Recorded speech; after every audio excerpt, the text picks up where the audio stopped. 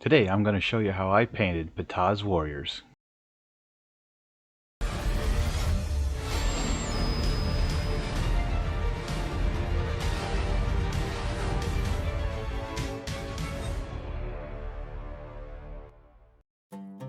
Hey everybody, welcome back to the channel. Hope you're having a good day. We're painting Ptah's warriors today, who's primed in matte black, zenithal highlighted with some grays here, and then some dry brushing of rack white.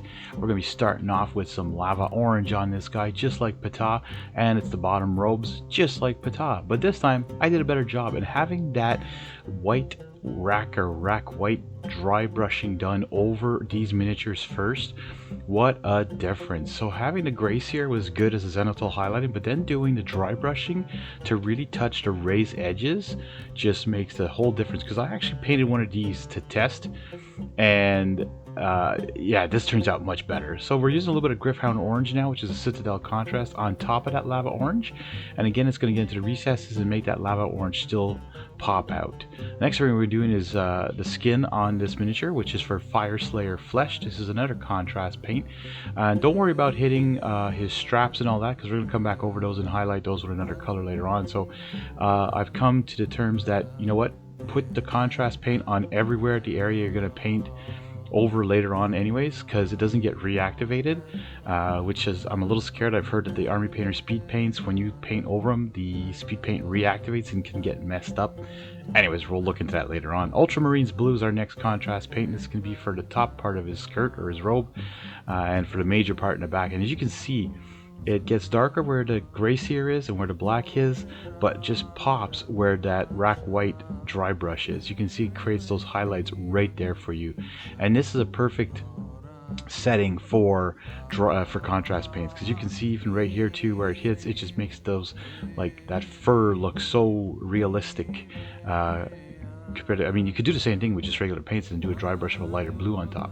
Now we're gonna do some Blood Angels red for the hair, or I don't know if that's hair, but it could be just a plumage or whatever. But anyways, and you can see again that rack white comes out really nice. Some skeleton horde now, just for those two little horns protruding out of his armor in the front.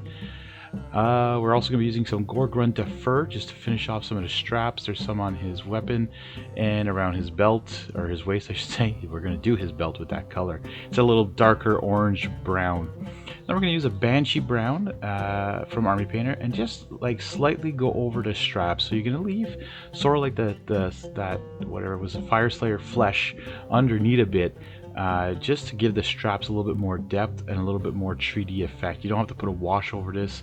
You can if you want, if you're very careful and you try and hit just what you just painted on, but it's not necessarily a big deal. Now, of course, greedy gold. It wouldn't be a Ankh miniature without gold. So pretty much all the armor, his weapon, don't forget the back as well, the piece on his head piece as well is going to be in gold. And if you want to see how I painted Ptah, you can take a look at the link at the end of this video, and you'll be able to see how I painted Ptah as well.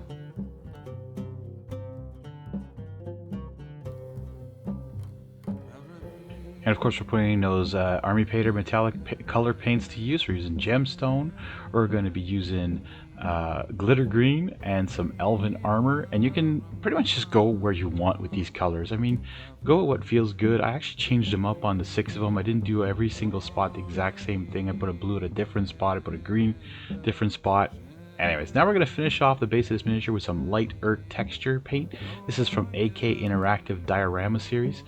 Just plop that baby on the base. Yes, it's very light, but what I'm going to do is I'm actually going to take some like some sand mixture with rocks and stuff that I mixed all together from Army Painter and dollar store stuff, and just plop it in there, and there you go. Look at the nice base ready to go. And what's fun is it's going to glue together. Anyways, there you go. Ptah's warriors are ready for the table. I hope you enjoyed. Like this video, hit that subscribe button, hit that notification bell, and we'll catch you all in the next one.